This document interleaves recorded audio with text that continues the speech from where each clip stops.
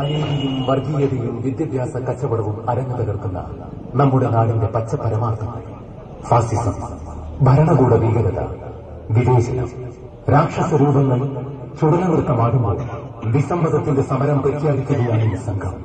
ജീവിതം സമൂഹത്തിന് സമർപ്പിച്ചവർ, അഥവാ മരണത്തിൽ ജീവിതം കണ്ടെത്തിയവർ, അതെ, കൊന്നിട്ടും മരിക്കാത്തവർ. അതിജീവനം കലാസംഘം അവതരിപ്പിക്കുന്നു കൊന്നിട്ടും മരിക്കാത്തവർ.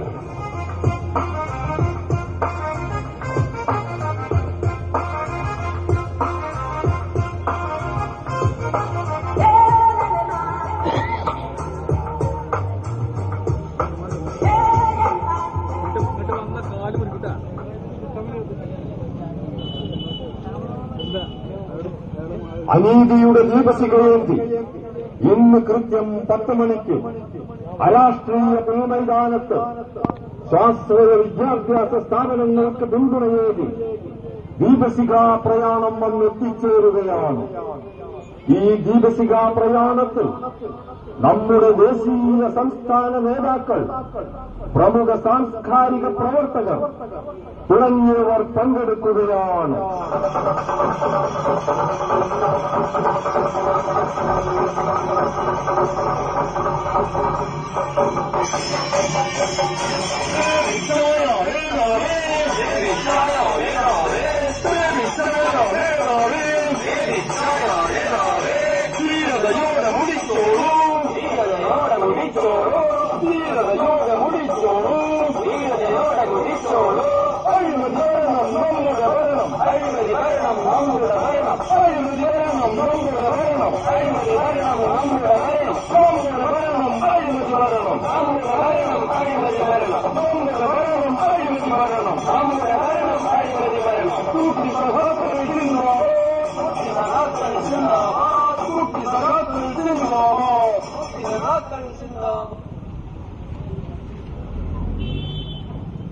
ദീപശിഖ ഏറ്റുവാങ്ങി ഈ യോഗത്തെ അഭിസംബോധന ചെയ്ത് സംസാരിക്കുന്നതിനായി ആദരണീയനായ അസാംസ്കാരിക മന്ത്രിയെ സാദരം ക്ഷണിക്കുന്നു.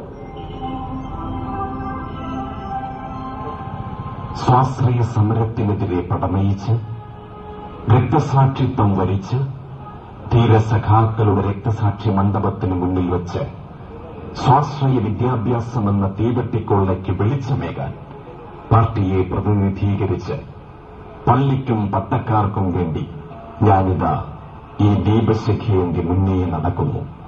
സഖാക്കളെ, ഇതിലേ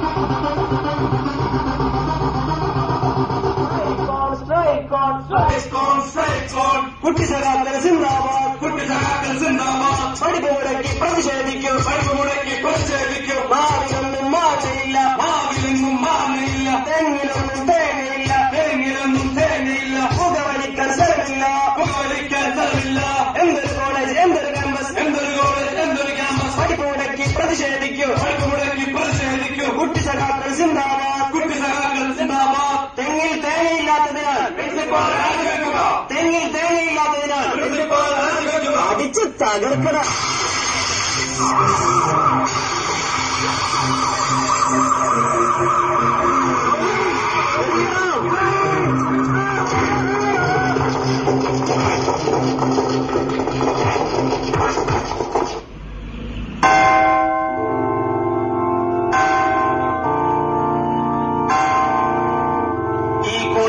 പ്രിയപ്പെട്ട കുഞ്ഞാടികളെ, വർഷങ്ങളായി വിദ്യാഭ്യാസ രംഗത്ത് വളരെ വിലപിടിച്ച സംഭാവനകൾ നൽകുന്ന ഒരു സ്ഥാപനമാണിതെന്ന് പ്രത്യേകം പറയേണ്ടതില്ലല്ലോ. വേണ്ടച്ചു, വിലപിടിച്ച സംഭാവനകളെ കുറിച്ച് ഈ നാട്ടുകാർക്ക് സകലർക്കും അറിയാം.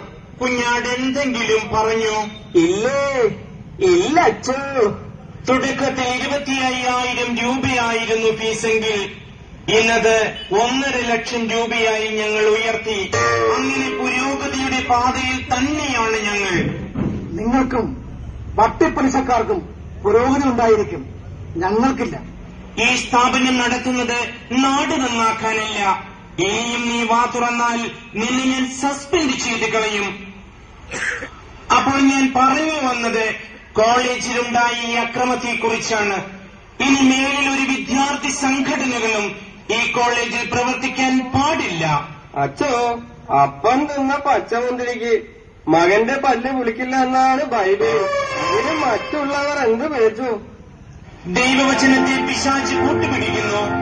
കർത്താവേ, നീ കാക്കേണമേ. ആമേൻ. അല്ലച്ചോ, അക്രമം കാണിച്ചവരെ ശിക്ഷിക്കുന്നതല്ലേ അതിന്റെ നീതി? നീതി ഈ നാട്ടിൽ പണ്ടേ തകർന്നു കുഞ്ഞാടേ.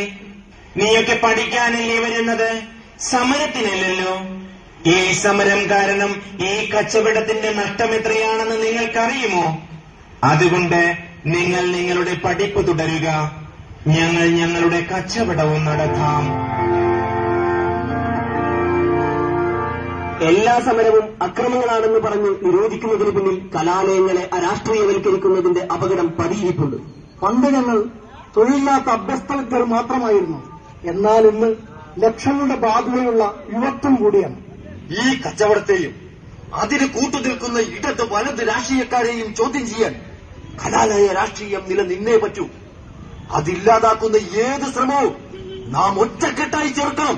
കലാലയ രാഷ്ട്രീയം എന്നത് അടിച്ചു തകർക്കലും പഠിപ്പ് മുടക്കലുമാണെന്ന പുതിയ സമവാക്യം രൂപീകരിച്ച ഈ കുട്ടി സഖാക്കളെയും ഫാസിസ്റ്റുകളെയും തടഞ്ഞില്ലെങ്കിൽ കലാലയ രാഷ്ട്രീയം തകർന്നു വീഴും. നമ്മുടെ രാജ്യം ഭരിക്കേണ്ടത് നാം തന്നെയല്ലേ? നിർജീവമായ കലാലയങ്ങൾക്ക് അത്തരക്കാരെ നൽകാൻ കഴിയുമോ? രാജ്യം കൈയടക്കാൻ വൈദേശികർ വന്നുകൊണ്ടിരിക്കുമ്പോൾ തലകുനിക്കുന്ന ഭരണാധിപന്മാർ ഉണ്ടാവാതിരിക്കാൻ ഈ കലാലയങ്ങൾ നമുക്ക് വീണ്ടെടുക്കാം. ആ പഴയ മുദ്രാവാക്യം വീണ്ടും മുഴങ്ങട്ടെ. വിദ്യ നേടുവാൻ, പ്രബുദ്ധരാകുവാൻ, വിദ്യ നേടുവാൻ, പ്രബുദ്ധരാകുവാൻ, സന്തതിക്കുവിൻ നാം ശക്തരാകുവിൻ, സന്തതിക്കുവിൻ നാം ശക്തരാകുവിൻ. കച്ചവട കണ്ണുള്ള വിദ്യ മാറ്റുവാൻ, ജനപക്ഷ ചർച്ചകൾ മണ്ണിലുയർത്താൻ, കലാലയ രാഷ്ട്രീയത്തിൻ ജീവവായു, കലാലയ രാഷ്ട്രീയത്തിൻ ജീവവായു